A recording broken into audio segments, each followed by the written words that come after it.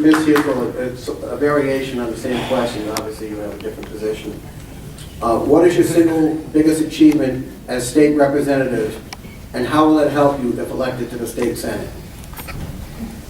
You know, it's hard to narrow it down to one single achievement because there's been so many achievements, and I've been proud to be a part of the economic policies that the state has adopted that has allowed so much job creation and economic recovery in Florida.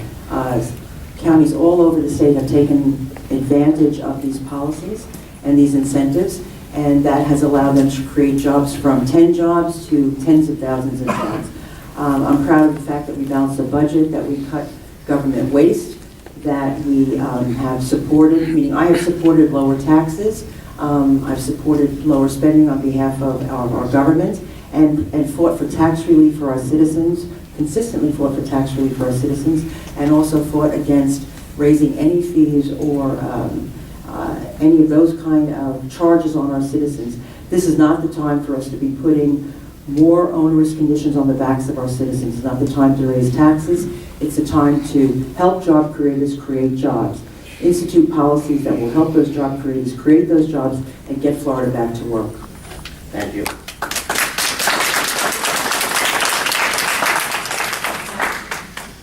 Next question is for you, Mr. Bruno.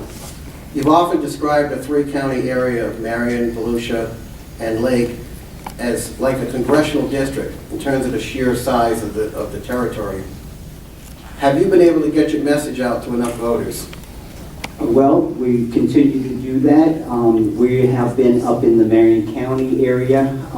We opened up an office early on in the campaign. We have full-time staff people up there. We're walking precincts up there. We're calling people up there. We're doing all the advertising. We're on radio. We're on TV. We're doing mailings. So that's what we're doing up in that area. This week, we're in the Lake County area. We've got a mailing to every household, whether it be Republican, Independent, or Democrat in the Lake County area. And in Volusia County, I'm pretty well known in Volusia County, having served for 20 years on the county council.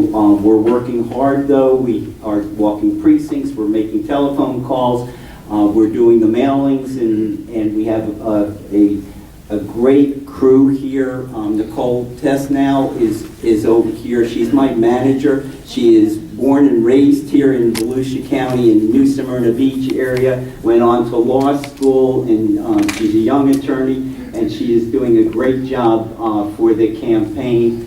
I've got a whole team in Ocala as well as Volusia County supporting me. Ms. Hukill, the same question. Well, most of you have probably seen or heard from one of our volunteers either knocking on your door or talking to you at an event, and you can see so many of them out here in their shirts, and even the ones that don't have shirts on. But so we have a wonderful crew that has, some of them have been with me for many, many, many years volunteering, and I thank you for that, all of you. We have a wonderful office in Ocala that is operational, up and running, and it is staffed by a gentleman who is a third-generation Ocalan, so he's very familiar with the area and very familiar with the people. I can say that we are receiving wide support, whether it's Volusia, Marion, and Lake County, and that's showing in the polls. The latest polls show that we are double-digit lead ahead of my opponents, and that's because of all of the work that I have done, all of the work, more importantly, that my volunteers have done, all the communication that we have had with voters.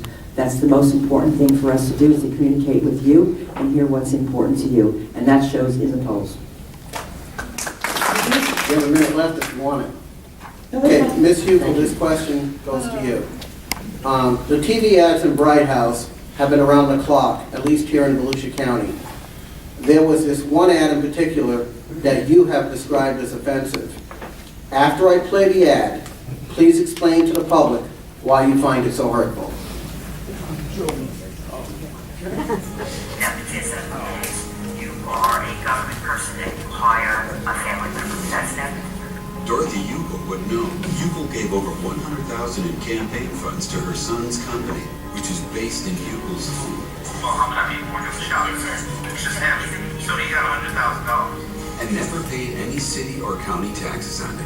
He never even told them he's there. Nepotism is. Just the way Dorothy Hukill works. Ms. Hukill, your reaction to that with 2 minutes, please. Well, I'm so glad that he picked a wonderful picture of me and my son. It's absolutely wonderful, and it was from our pickup, so we're real happy with that. I'm glad that you have brought this issue up. Jonathan has acted as my campaign manager, a role that he's now held, not only in this campaign for the last 2 years, but in other campaigns. He is paid by contributions, personal contributions to my campaign. He is not paid by taxpayer dollars. All of these expenses to him have been reported on each and every report where those disbursements have been made. And the newspapers are well aware of it because they write articles about what we raise and don't raise every single time a report comes out. And my opponent's aware of it because he's put out press releases. This is a new district. It covers 3 counties. It covers 470,000 voters. So it is ambitious to get through that district, and you have to work very, very hard. The Republican Party, the Democratic Party, and third-party interest groups out there are spending millions of dollars to win this race. This is funds that we raise to be spent by my campaign to win this race on November 6th. And I cannot understand why someone would feel that my son, Jonathan, who works very hard in this campaign, who's very capable, is undeserving of being paid for his services just because he shares the same last name as I do. Very well done, thank you.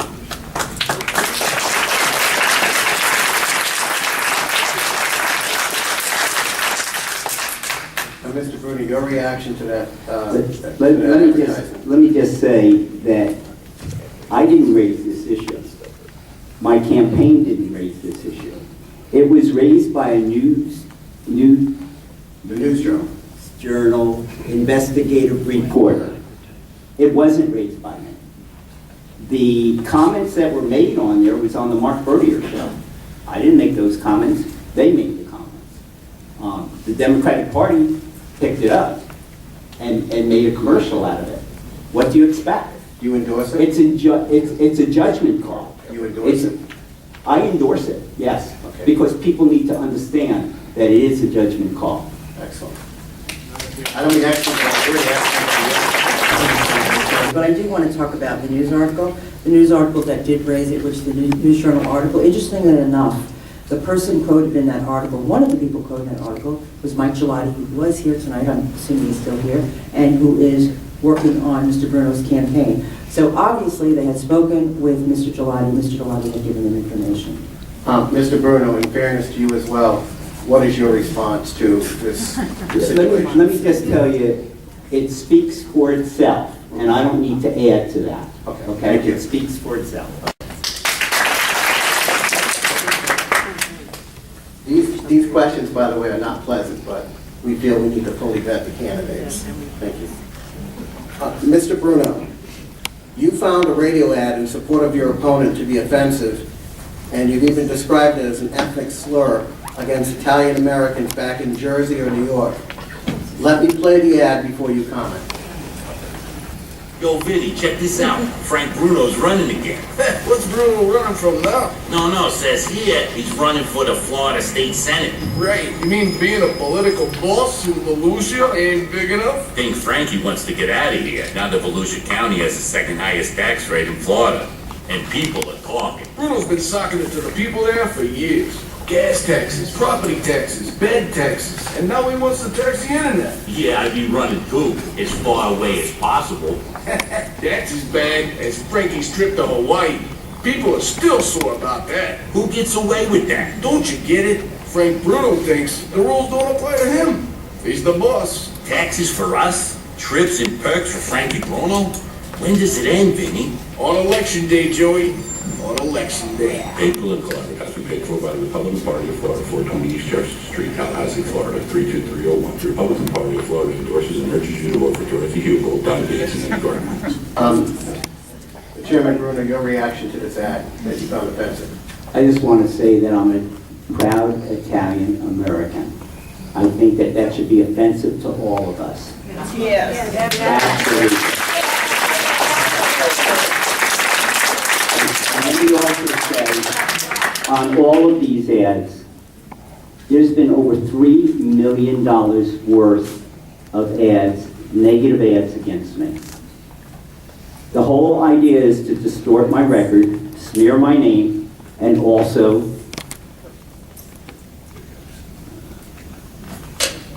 attack my nationality. I do not believe that any candidate should be doing that, to be quite honest with you. You know, Ms. Hukill says that she's 20 points up in the polls. Well, let me just tell you, with the ads that they're playing against me, you would think that they're 20 points down. This is ridiculous what's going on. I am proud of my record. I'm proud of what we've been able to do here in Volusia County. I'm proud of my heritage. I'm proud of this county, and I'm proud of the district that I will be serving in if elected to the Senate.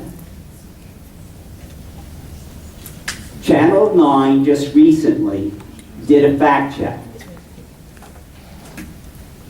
Don't take my word for it. Go online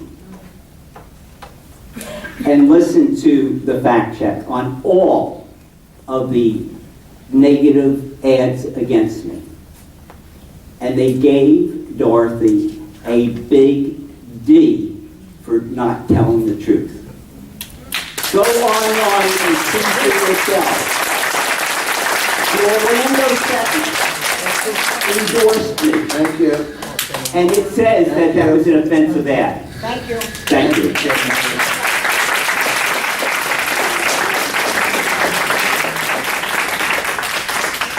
Just in case we turn into a Jerry Springer show, I don't have the balances here. Ms. Hukill, your reaction to Mr. Bruno's concerns or being heard about the ethnicity? Well, you know what, I am really glad that Frank brought up the Channel 9, because I saw the press that he put out. But I always check the actual document itself. This is actually a video review of the ad. And it's done by a man called Rick Vogelsong, and he did rate the ad a D. Interestingly enough, the commentator on this station called me Huckle. I guess I should be offended, but I'm not. He also said, Rick said that I was the former mayor of Point Orange, and he is a commentator for Central Florida. Point Orange. All you Port Orange residents, I guess we renamed the city tonight, but that's not the important thing. He actually says that the ad paints Bruno as a big taxer, raising gas taxes, bed taxes, water and trash fees, internet. And then Rick says, quote, "That's all true. That's all true." And then he goes on to excuse it all. Oh, the taxes aren't really that high. Oh, the trip really wasn't that bad. But he says, quote, "That's all true."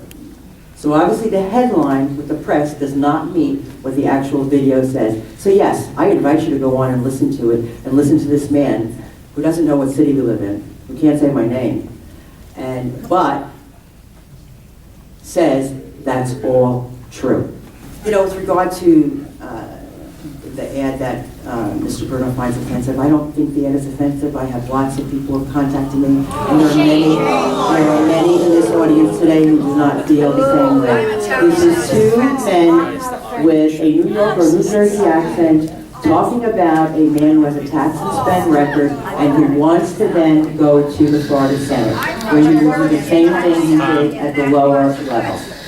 Bring honor to our government. Okay, ladies and gentlemen, please. I know you're hold on. I know you're excited, but we want to try to keep this thing civil, please. I want to follow up with both candidates on this one question. Chairman Bruno, does Ms. Hukill have a point about the ad, regardless of the ethnicity issue? In other words, she's saying that you're a tax and spend liberal. Is that legitimate? Let me just tell you, Ms. Dorothy Hukill has been making excuses during this whole campaign. She's made excuses because the Orlando Sentinel endorsed me. She says the Orlando Sentinel is not up with the times. I mean, what is that all about?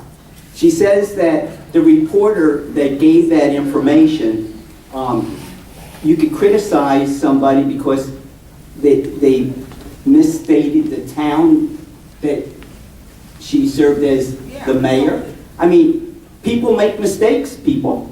Okay, I think that's... Let me just say that the ads, go on Channel 9 and see for yourself. It says, yes, we did do the taxes for bed taxes. That's not your ad valorem taxes. That's people that go into our hotels, that pay for the hotels, pay for our advertising authority, pay for also our ocean center. Mr. Bruno, As far as fees, why we put the Chairman fees is Bruno. to reduce taxes in Volusia County. Chairman Bruno, please. Ms. Hukill, I want to follow up in the same vein about the advertising. Channel 9 apparently has been involved in looking at this race.